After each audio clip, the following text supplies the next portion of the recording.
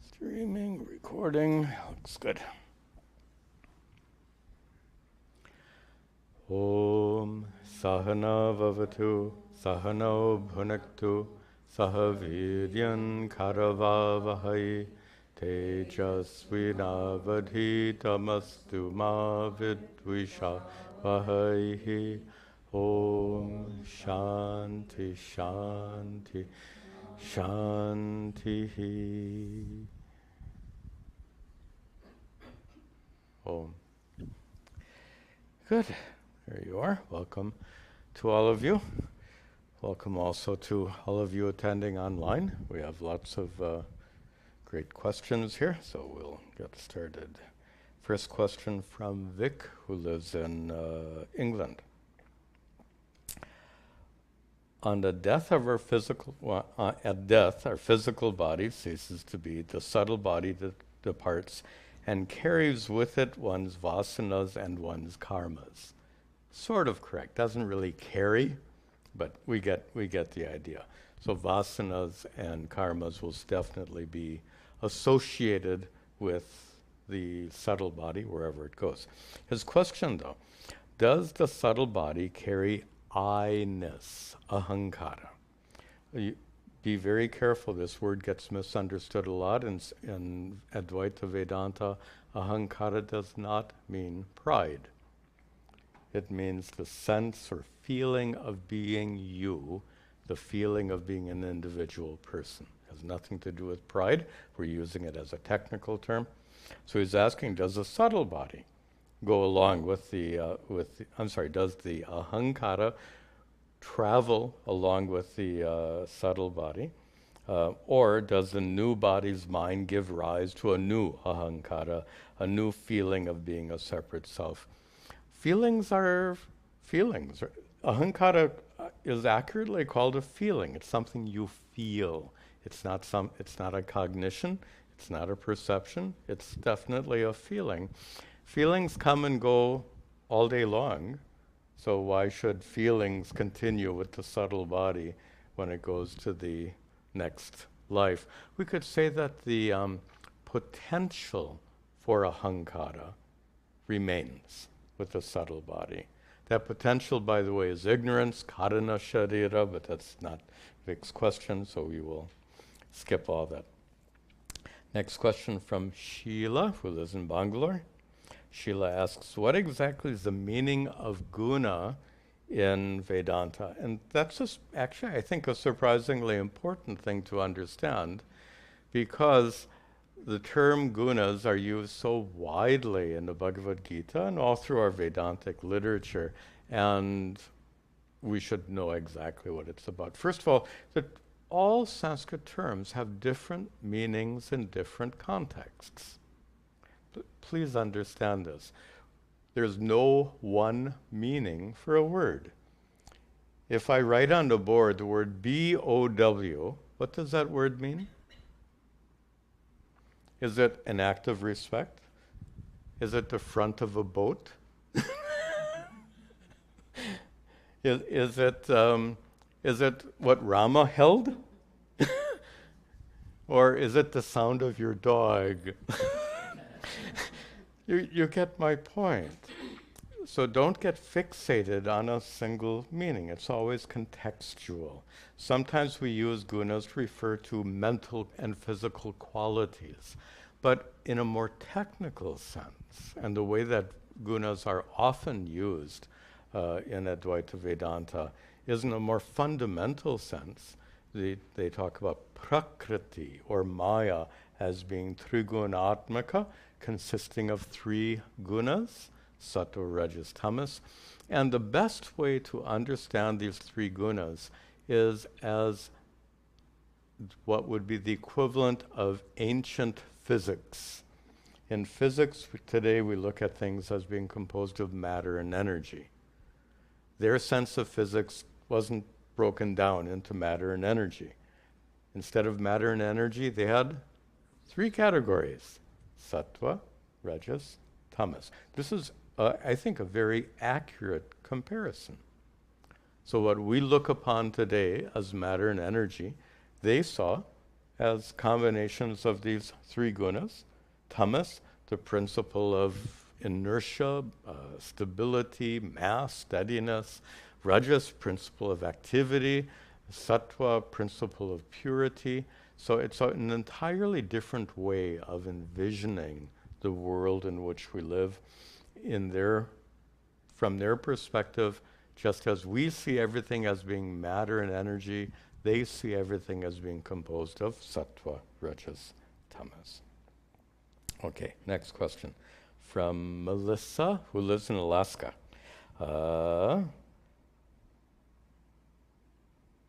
I heard you say in an older Satsang video that Vedanta can never help with emotional wounds. Not exactly what I said. I said Vedanta can't heal emotional wounds. I didn't say Vedanta can't help. There's a big difference, and we'll get into that in this question further. Vedanta, these teachings can definitely help. I said Vedanta can't heal emotional wounds. I'll explain why that's so in just a moment.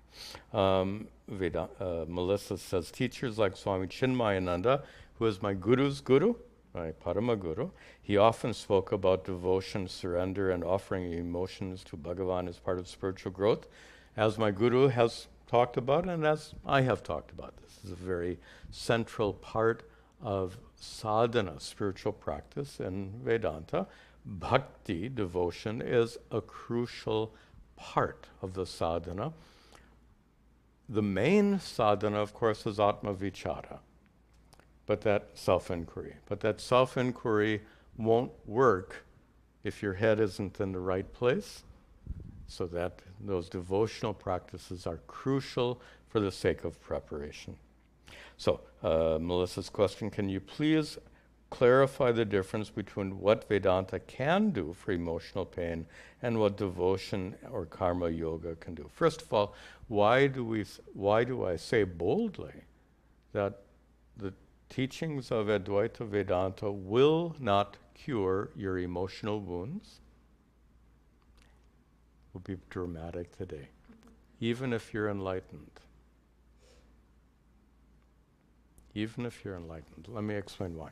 Suppose you get a physical wound. If I get enlightened, will that cure the wound? So an emotional wound is a wound to the body. The body will heal. In fact, Bhagavan created the body so that it naturally heals. It has one of the most, I don't know if you ever thought about it, one of the most miraculous things about the human condition is the ability of the body and mind to heal. It's an amazing capacity, a God-given capacity. So, if a physical wound won't heal when you get enlightened, why would you think an emotional wound would heal when you get enlightened? An emotional wound is a wound. It's not, although there's a physical component, neuroscience will tell you there's a physical aspect of that emotional wound in the neurons of your brain, but even setting that aside, we call it an emotional wound because it responds the same as a physical wound. Some injury causes a physical wound, some injury causes an emotional wound. Physical wounds heal naturally, emotional wounds heal naturally. We're created like that. Then you say, but, everyone's thinking, but Swamiji. Here's the thing. When you get a physical wound, it heals naturally if you let it, if you take care of it properly. Have you ever seen a child with the scab? Right? So there are plenty of things we can do to impede the process of healing. That's what happens for emotional wounds too, honestly. If you are a normal, healthy person, emotional wounds will heal naturally over a period of time if you have a healthy lifestyle and a healthy attitude, if you don't pick at the wounds. But sadly, many people do the exact equivalent for their emotional wounds. They go on picking at them, right? When you think, oh, why did that person say that? Oh, I hate that person. That's picking at the wound. So we unwittingly interfere with that natural healing process. Okay, that being so very clear, Vedanta won't cure the wounds, not even enlightenment, but how does it help? Well, if you're really stressed out, can that interfere with physical healing? There are scientific studies that have shown that. And goes for emotional healing as well. The better your head space is, if I can use that term, the more effective your natural physical and emotional healing will help. Now, Advaita Vedanta's ultimate solution is enlightenment. All the stress goes away. What to do before then? Until you get enlightened, practices of bhakti and yoga and karma yoga and meditation, we'll add, are the best thing you can do to maintain physical and emotional health, to enhance the natural healing process of your body and mind. That's quite an important topic, I think. Okay. Next from Patrick. Patrick lives in Kentucky. Patrick asks, he's one of the students in our 6-month course. He asks, how does learning Sanskrit prepare a mumukshu, a spiritual seeker, for self-knowledge? In your personal experience, does learning Sanskrit also complement the process of Vedantic self-inquiry? So when we launched the 6-month course, we included Sanskrit as a required part of the course. And I was a little surprised by the modern term is blowback. So why do we have to learn Sanskrit? Do you have to be enlightened? Do you have to know Sanskrit to be enlightened? No, absolutely not. I've never, ever suggested such a thing. Then the question is, why do we include Sanskrit in the 6-month course? And why do I encourage students to learn Sanskrit? There are a lot of reasons for that. Some of them are very pragmatic. All the scriptures are in Sanskrit. And translations, even the best translations, are ridiculously poor because there are no exact equivalents in English for many Sanskrit terms. How can you translate? And further, a lot of our scriptures are like poetry. How well does poetry translate? Okay, and so just pragmatic reasons like that. So the more Sanskrit you know, the more meaningful scriptural study will be. Going beyond that, my guru liked to make several further points about it. I haven't made in the past. Let me make them now. There's a kind of training of the mind that goes on in learning Sanskrit grammar. Learning Sanskrit is so unlike learning other languages, like English, and like I learned Hindi. The grammar of English and Hindi is ridiculously simple. The knack of learning English or Hindi is immersing yourself in the language. Sanskrit is utterly unlike that. English has 3 cases. Sanskrit has 8. Sanskrit has all kinds of different verbs and lots of different participles.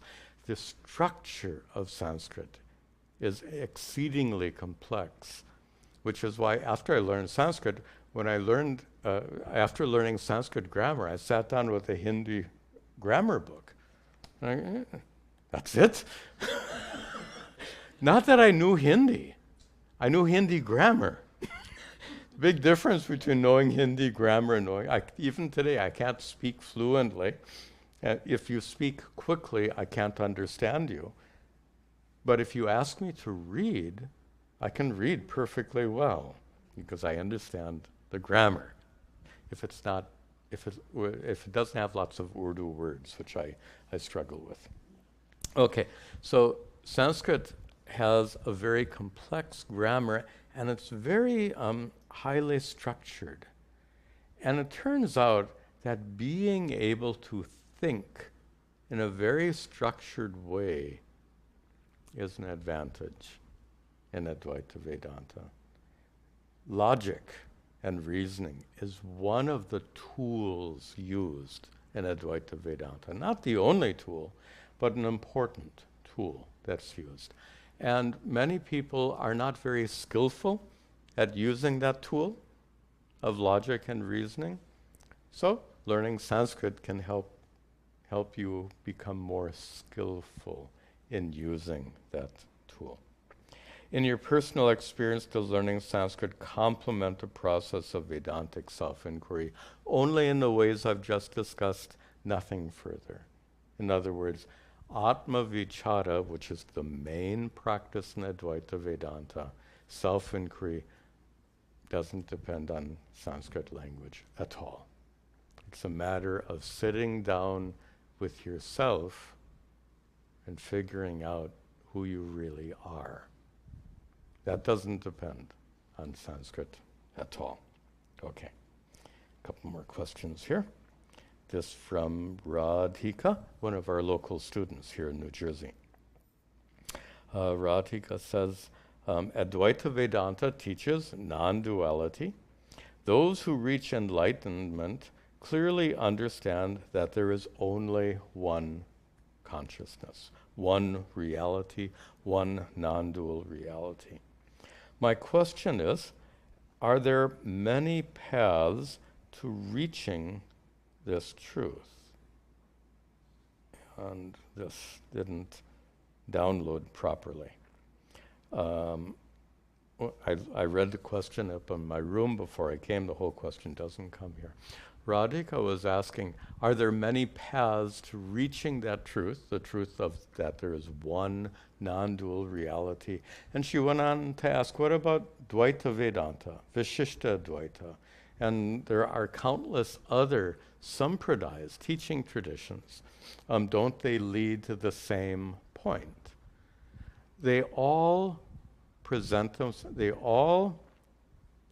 how to put this? All the spiritual traditions, all the traditional spiritual teachings of ancient India, everything that came from the Vedas, all of them have moksha as the goal, liberation. But they define moksha differently. They all seek moksha, liberation. I prefer the word enlightenment, but the more traditional word is actually moksha, which means liberation or freedom. Everyone, so Advaita Vedanta, Vishishta Advaita, there's one Dvaita Advaita, there's a Shuddha Advaita, and then there are other traditions as well. Kashmiri Shaivism and Tantra and all of these other things, they all seek moksha, but they define moksha in different ways. For example, in the Dvaita tradition, the tradition of Madhva and Chaitanya Mahaprabhu, moksha is to be freed from worldly life and worldly suffering and go and dwell in Goloka Vrindavan, a heavenly domain for all eternity. That's how moksha is defined by Madhvacharya, by Chaitanya Mahaprabhu. Moksha, liberation, is going and dwelling with Sri Krishna in this heavenly domain. Does that sound like Advaita Vedanta to you? Certainly not. Ramanuja's description is also different, which is not to demean those. I mean, they're seeking what they want. please don't, please don't, please don't categorize me with the Advaita Vedanta chauvinists. I created that term because there are many teachers of Advaita Vedanta who say Advaita Vedanta is best. I've never said that. I never will say that. Or I'll say it in a more limited sense. And that is Advaita Vedanta is best for people who seek non-dual reality. Dvaita Vedanta is best for people who want to go and be with Sri Krishna in heaven for all eternity. For them, Advaita Vedanta is useless. In fact, for some of them, Advaita Vedanta you have to avoid. So you get my point. So it is not the case that all paths lead to the same goal. A more realistic way of understanding the multiplicity of religious and spiritual traditions is all valid religious and spiritual traditions. Valid means based on authentic scriptures, and we'll keep our conversation limited to the Vedas. All traditions based on the Veda, they all seek to meet the needs of religious and spiritual aspirants, but they define the goals differently, and therefore they offer different teachings and practices in pursuit of those different goals. Advaita Vedanta is specifically says your true nature is already identical to non-dual Brahman. You fail to recognize that truth, and these teachings lead you to recognize the truth of your true nature. Okay. Now, this question from Shiv, who writes from New York. Brahman, he puts in quotation marks, Brahman, the self-luminous, attributeless, eternal stillness. The truth is within, the self does not seek. He puts within in quotation marks. It's not a quotation of me. I don't know whose quotation it is. I wouldn't use terms like eternal stillness, because stillness is an attribute of the mind. Doesn't really belong to Brahman. The true self within, the self does, everything else sounds okay, except for this eternal selfness. You cannot say Brahman is eternal stillness, because stillness means there should be a division between stillness and motion. Brahman is beyond both stillness and motion. So the quotation continues, he says, self does not seek, the mind seeks, correct? When the mind recognizes the truth within, good, that's all fine. Then he says, what remains is silence. Not silence as an act, but silence as the absence of the seeker. He says, this is also a learning tool. To be the true self, does even this tool have to dissolve? Is that spontaneous? I think there's a problem here with this fixation on the word silence. Sometimes we use it metaphorically, but let's be clear. Silence refers to a condition of the mind. A condition of the mind which is helpful, but which is also not even the goal. Is the goal of Advaita Vedanta to have a perfectly silent mind? Before you answer that, I should point out that in a strict interpretation of Patanjali's Yoga Sutras, the goal of Patanjala Yoga, that's the strict name for it, is a silent mind. Not just a silent mind, but a silent mind is necessary in their tradition. Notice no traditional teacher of Advaita Vedanta will say that the goal is to make your mind permanently silent. Why? If your mind is permanently silent, how will you live? Right? Just practically. The approach of Advaita, which is not to say that we ignore the mind, but the solution is not to kill the mind. And let me make this might actually end up addressing Shiv's question, so let me go a little bit on a tangent. This idea of silence is related to a quasi-Vedanta teaching that you find in Yoga Vasishta. Yoga Vasishta teaches a kind of Vedanta that is significantly different than the Advaita Vedanta taught by Sri Shankaracharya. And I've studied it, I won't say extensively, but pretty much. And I studied it enough to know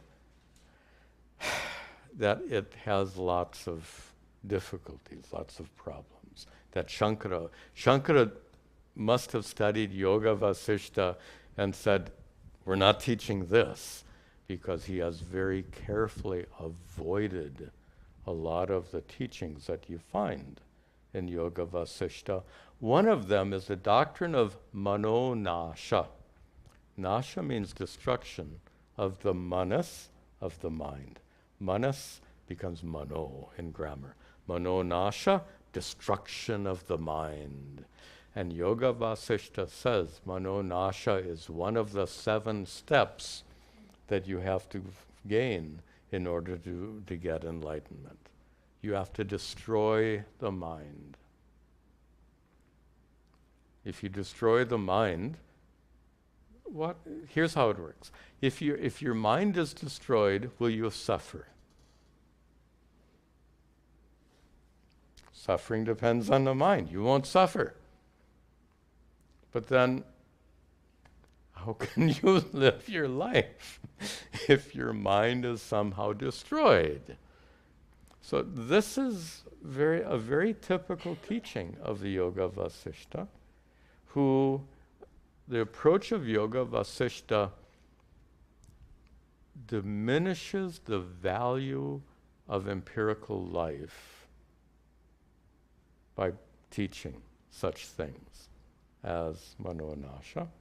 Shankara's approach to Advaita Vedanta acknowledges the relative nature of day-to-day life, and instead of destroying it, according to Shankara, you should use it for the sake of spiritual growth.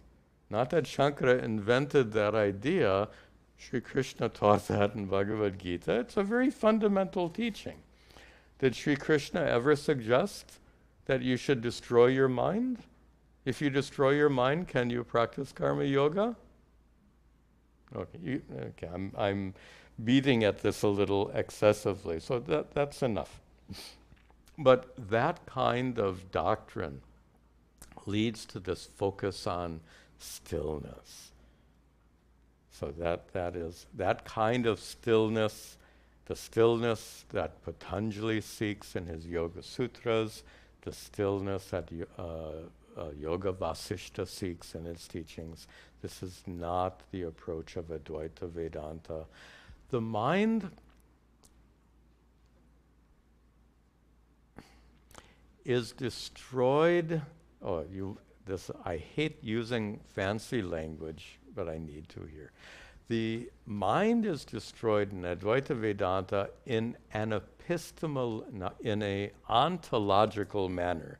This is a word that philosophers love. I hate, so I'm hesitant to use it. The mind is destroyed in the sense that you discover it's not absolutely real. It's not who you are, nor is it real enough to affect you. The mind has less reality than you have. The mind is destroyed in that manner, in a figurative manner of speaking. The mind is not as real as you are. The mind can't affect you. The mind is mithya, used in a technical Vedantic term. And Yoga Vasishta also uses the term mithya, but not as Shankara uses. Mithya can mean false or unreal. Shankara uses the term mithya in a highly nuanced way as dependent reality. We won't get into the details here. So anyway, I'm just responding to Shiv's question by reframing it and saying stillness is not the goal in Advaita Vedanta. Stillness, generally speaking, is a state of mind. All states of mind are transient. In meditation, you can experience stillness, and it's wonderful. And then meditation is over, and then it's not so wonderful. So the goal is not a state of mind. Okay. Question here from Sheila, then we'll see if some of you may have questions. Sheila lives someplace in Karnataka. She says, my son is 26 years old, looking for a job, is disappointed. He's an introvert, lethargic by nature, so he's at home most of the time. How do I get him to be responsible and help around the house without being told to or spoon-fed? I'm finding it difficult to get him to do things, as my spouse won't want me to force him. Sheila, I think we all feel for you. It's a huge problem, and certainly Sheila is not the only mother who has this kind of problem. Many other mothers in India, in the United States, and UK, mothers around the world struggle with this problem. And many times mothers come to a spiritual teacher like Tadatmananda for solutions. I'm not sure that's the right approach. This is not, strictly speaking, this is not a spiritual problem, right? It's a very common family problem. Strictly speaking, it's not a spiritual problem. Allow me to give a spiritual perspective on this particular problem.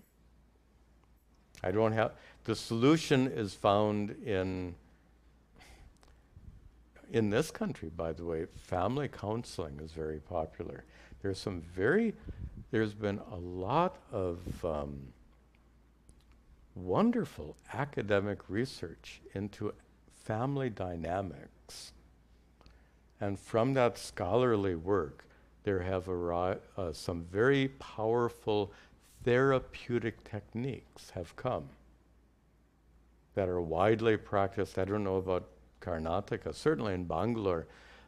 Bangalore is, yeah, is in Karnataka. So certainly in big cities like Bangalore, you'll find access to good counselors who specialize in family dynamics. Anyway, that just to make an observation, I think you'd find more pragmatic, practical solutions to this kind of problem in family therapy. And I'm not a family therapist. I don't know all those therapies, so I'm not going there. But here's a spiritual perspective. Let's look at Sheila. Look at it from the standpoint of Sheila. Sheila, as a mother, is struggling. Sheila, as a mother, is unhappy. Sheila, as a mother, is blaming her son for her unhappiness. Oh, this isn't therapy. This is Vedanta. Sheila is blaming her son for her unhappiness. That makes Sheila unhappy. It also makes her want to control her son for the sake of her happiness. Wow. This is a Vedantic analysis. Sheila wants to control her son for the sake of her own happiness. Most mothers will deny it. No, it's for his sake. And absolutely, every mother has the welfare of their child in mind. But that's not the whole story. It's true that Sheila wants her son to come up. It's also true that Sheila blames her son for her unhappiness and wants to control him so that she's not so unhappy. Both are true. There's both a sincere interest in a child's welfare. There's also a sincere desire for Sheila to address her own unhappiness. One doesn't cancel out the other. They're both true. So, the message for Sheila and all other mothers and fathers and brothers and sons and everyone in a family is to understand this mechanism. We blame others who are close to us. We blame others for our unhappiness.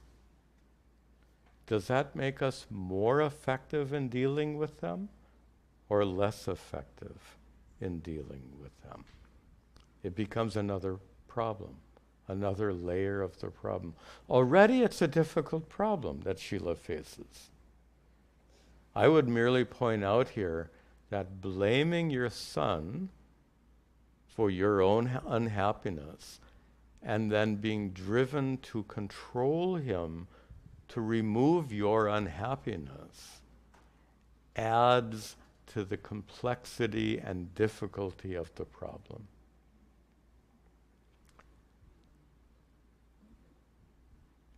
The fact is, you can't control your son. That's just a fact. Look at the, can you control yourself 100%? If you can't control yourself, whoever gave you the idea that you can control someone else? It's silly, it's naive. Come on. You can't control you can encourage your son, you can inspire your son, you can guide your son, you can motivate your son, you can help your son in 1,000 ways.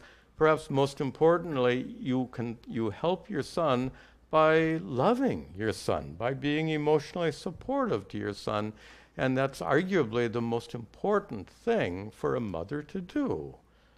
To love and support emotionally your son in spite of their behavior, not to make your love and support contingent on them changing their behavior. That's the most important thing. But you can't control your son. There's some hope in controlling yourself. Even that's not easy, I admit it. But there's at least some chance of changing your attitude, changing the way you think. You can't, let me just summarize it like this. You can't change your son. You can help him. Absolutely. Please don't misunderstand. I didn't say you can't help your son. I said you can't change your son, but you can change yourself to some measure, and even that's not easy. Okay. Do we have some questions here? Anyone? No? Okay. We'll come back and check with you later. More questions here. This question from Gordon, who lives in Glasgow, Scotland. Does desire vanish all at once when you get enlightened? And that's tricky, because you really need to understand the nature of desire. So, what do we mean by desire? And here, we have to go into our typical Vedantic analysis of desire, of identifying two different kinds of desire. We can call them desire and preferences. We call them binding desires and non-binding desires. We call them raga, dvesha, as opposed to preferences. So let's make that. So first of all, by desire, we confine ourselves to what we call binding desires, raga, dvesha. By definition, raga, dvesha means those desires whose non-fulfillment makes you suffer. Desires whose non-fulfillment make you suffer. Raga, dvesha. Raga is the desire to get something, dvesha is the desire to get away from something. My guru liked the term binding desires, as opposed to non-binding preferences. Preferences, if a preference is, would you like some coffee? No. If somebody says, oh, you asked, can I have some coffee? No. But you can have some tea. Yeah, fine, I'll have the tea. Preference. If you say, what do you mean you don't have coffee? That's the binding desire. Okay, difference is very obvious. So, an enlightened person is completely free from binding desires. Full stop. Why? Because they know their true nature as Satchidananda Atma is utterly unaffected by the non-fulfillment of that coffee, of that desire. Coffee is a metaphor I'm about to use.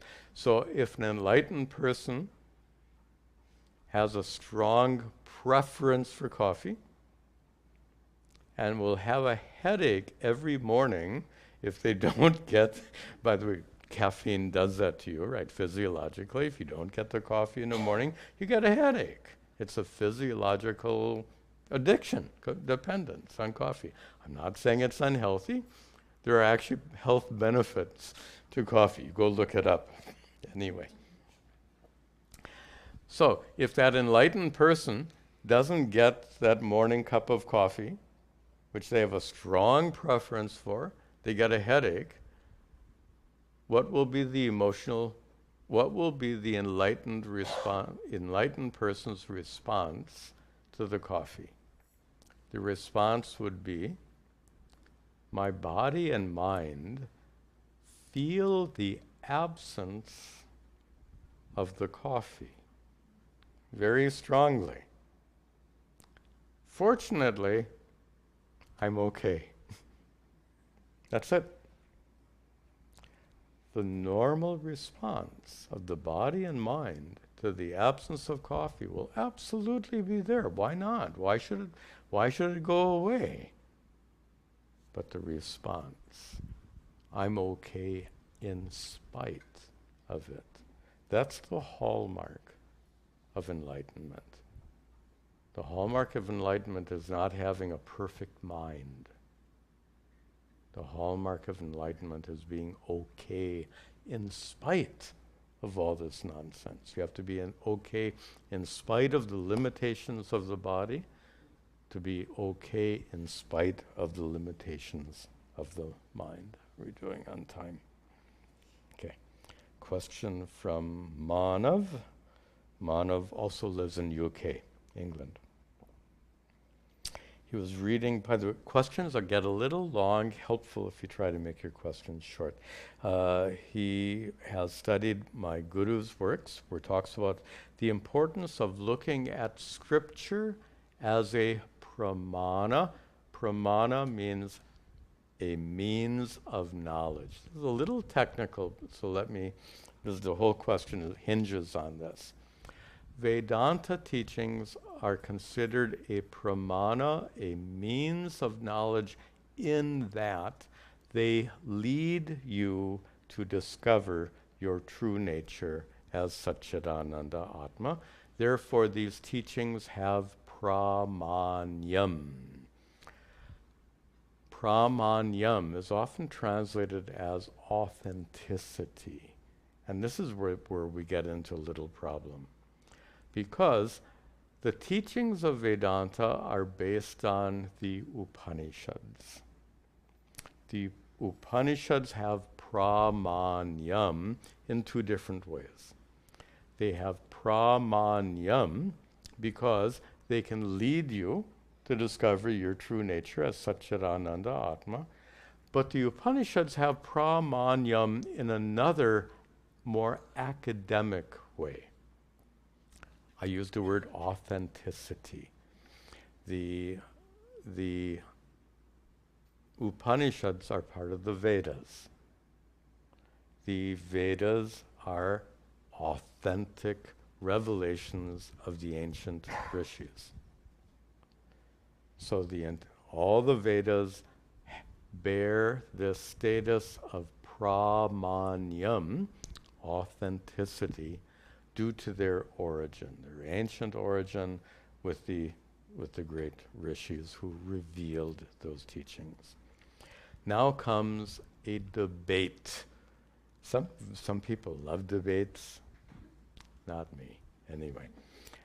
Some people love to get into this debate, and this is what Manav is referring to here. The Upanishads have pramanyam, the other parts of the Vedas also have pramanyam. Pramanyam in a sense of authenticity.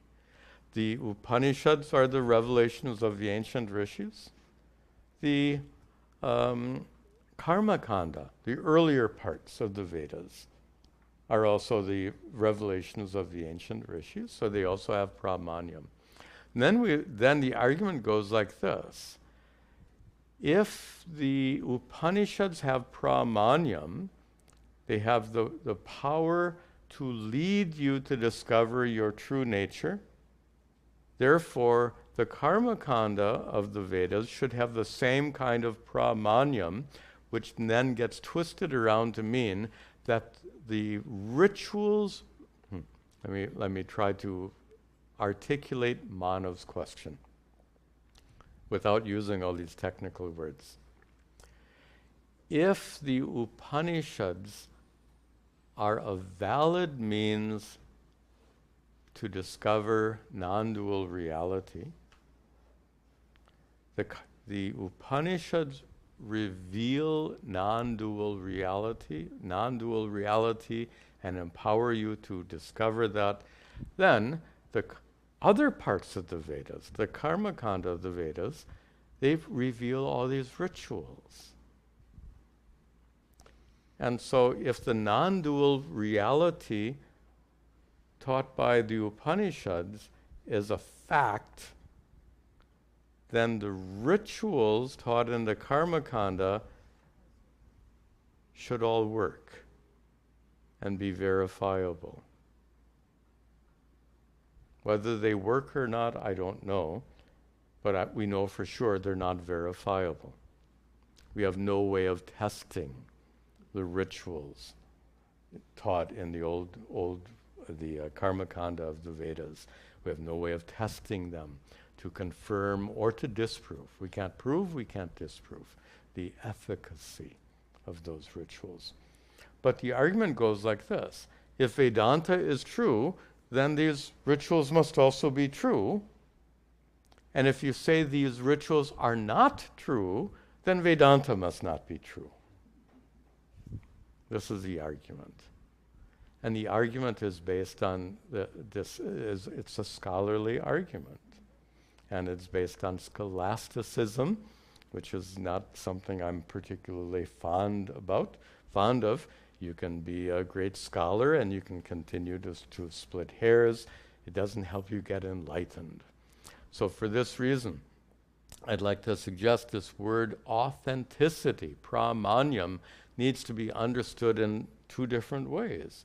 One is in a scholarly way, and from a scholarly standpoint, that's a valid argument, what I just said. If you don't, the argument, by the way, degenerates. If you don't believe in the efficacy of the rituals, then you shouldn't believe in Vedanta. If you believe in both, here's the argument.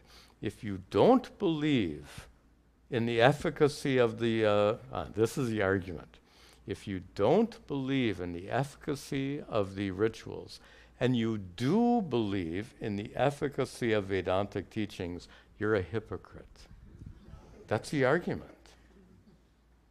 That's the argument. It's an argument based on scholarship. And absolutely not helpful for a spiritual seeker.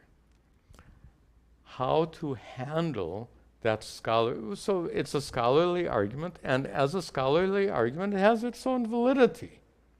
Scholarly validity. But let me give you my scholarly response to this scholarly argument. My scholarly, I can I've studied this stuff long enough to know how to respond. We should be able to. We don't, by the way, it would be a mistake just to, that's a scholarly argument, who cares? That's not, I don't think that's a mature way of handling things. So we can handle these scholarly arguments. And I did so by understanding this pramanyam in two different ways. One way is authenticity. But when we say the teachings of Vedanta have pramanyam, instead of saying the teachings of Vedanta have authenticity in that scholarly sense, I would prefer to use a more narrow definition of pramanyam. The broader definition of pramanyam is authenticity. The narrow, in fact, Hindi mein pramanam means authority, right? Praman, you say. Aisa praman hai. Authority. That's a vernacular usage. Here, set that aside and use a very narrow Vedantic technical definition of pramana, which means prama karanam iti pramanam.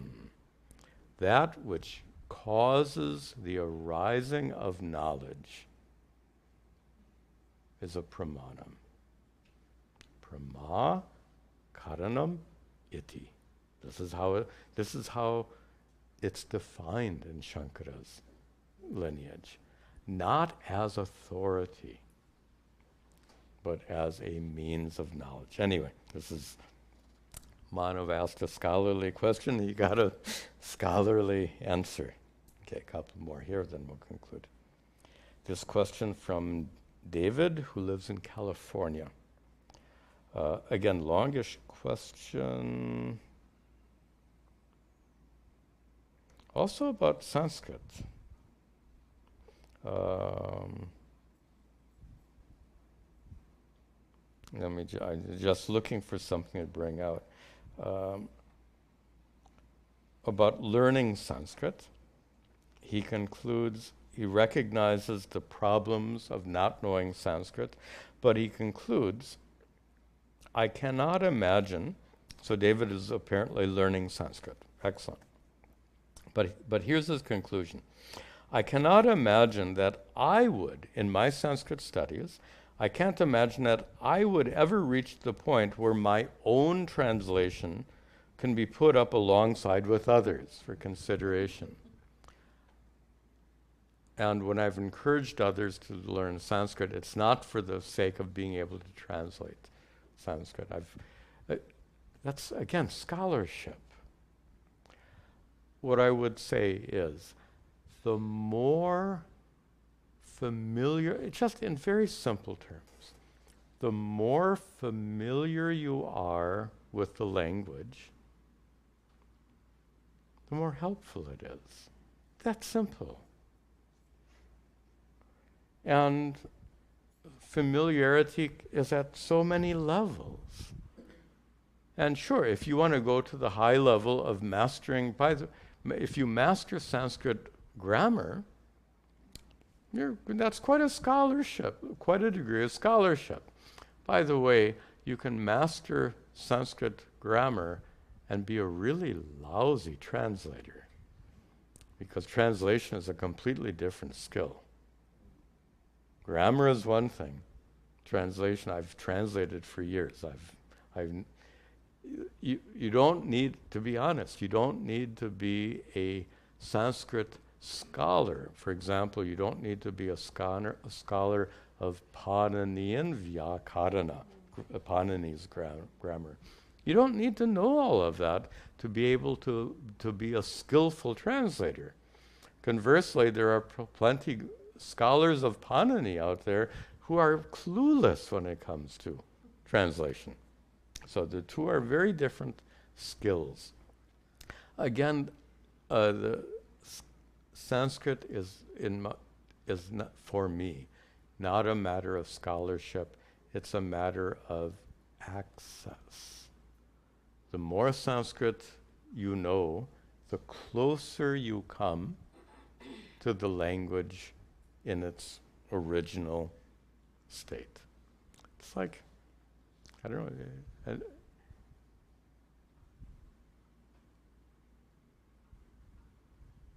A metaphor, I love metaphors. Sometimes they work, sometimes they don't work.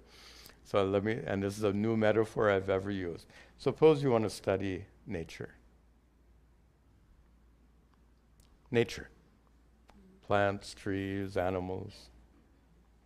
So start with books. You can learn a lot through books. But wouldn't it make more sense to go outside? Okay. Well, go outside where? Go outside the door here. You're in suburban New Jersey. It's still nature. Then go deeper into nature. And deeper, and deeper, and deeper. This is the metaphor. The deeper you go into nature, the more you'll have like a gut feeling for it. Matter of accessibility. Can you understand nature from books? Books describe nature in so many important ways, but you can go much more deeper. Anyway, I don't know if the metaphor works or not. Try it, see if it works for you.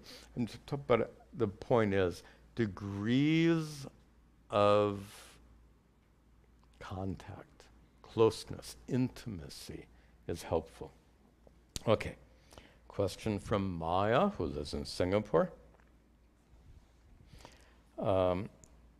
Consciousness is all-pervasive, but in most of your talks, when you talk about consciousness, you point to your heart region and not your head. She is very observant. If you watch my videos, whenever I talk about the true self, I have this expression. When I edit my videos, I see myself doing this again and again. My true self. And never, ever have I said my true self. Okay, my true self. Okay, my true self is Satchidananda Atma, which is, as Maya correctly says, all-pervasive. So why do I put my hand here? And has to do with what it feels like to be a person. So when I say my true self, I'm referring to me. When you refer to yourself, do you say I myself? I don't think anyone does. If you want to use a hand expression, some people use more expression, some people use less. But if you want to express with your hands, I, myself, where will you put your hands? Everyone will do that. Why? I don't know. I would suggest the reason is this. We identify so much with our emotions. We are intellectual beings, yes. We are physical beings, yes. We are emotional beings, capital Y-E-S. all are correct, but at a gut level, we are deeply emotional beings. Tell me, you experience your body everywhere. Where do you experience, this is a trick question, by the way, where do you experience the physical location of your thoughts? You can your physical body has all kinds of locations. So I'm asking you, you experienced your feet down at your feet. You experienced your head up at your head.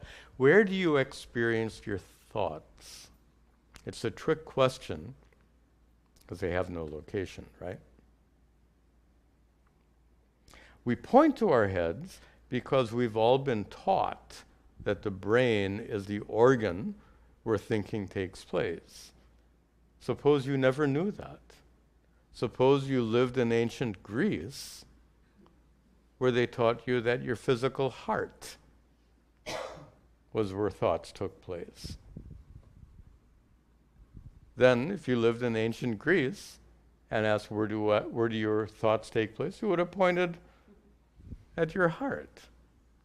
Today we point up here because we know what the brain does. Now, where do your emotions take place? Now, neuroscience, of course, tells us that they take place in our brains. But let me rephrase the question.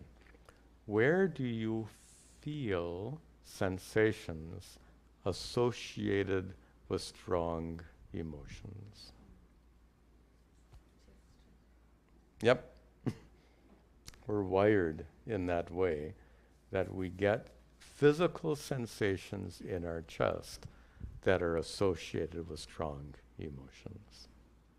So this is it's in one way it's common sense, but in another way it points to something very significantly. When I say my true nature is pure consciousness, I'm going to make a very subtle but important point. See if I can convey it properly. And I think we'll make this the last question. Yeah, we'll make this the last question. When I say I am pure consciousness, all-pervasive consciousness, I don't do this.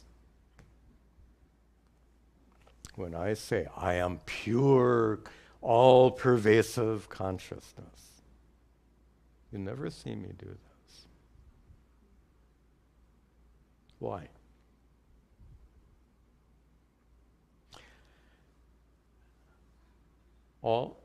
This means something is out there. All-pervasive consciousness is out there. For me, all-pervasive consciousness is not out there. It is intellectually, conceptually, I understand very well all-pervasive consciousness is out there. That's not how I feel about it. How I feel about it is that all-pervasive consciousness is here.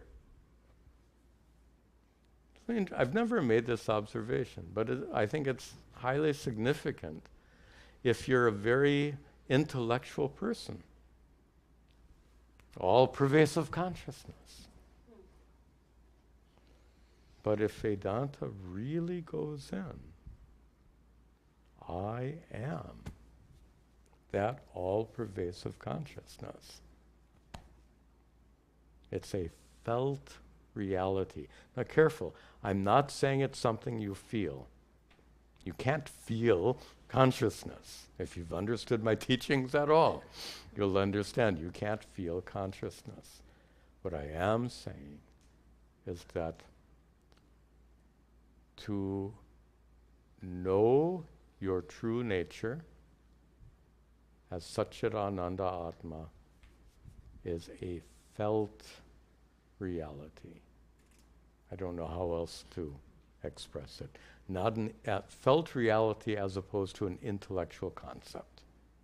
It's a felt reality. That's why the hand goes here. Okay, I think we've gone a little long today. We'll end with a prayer.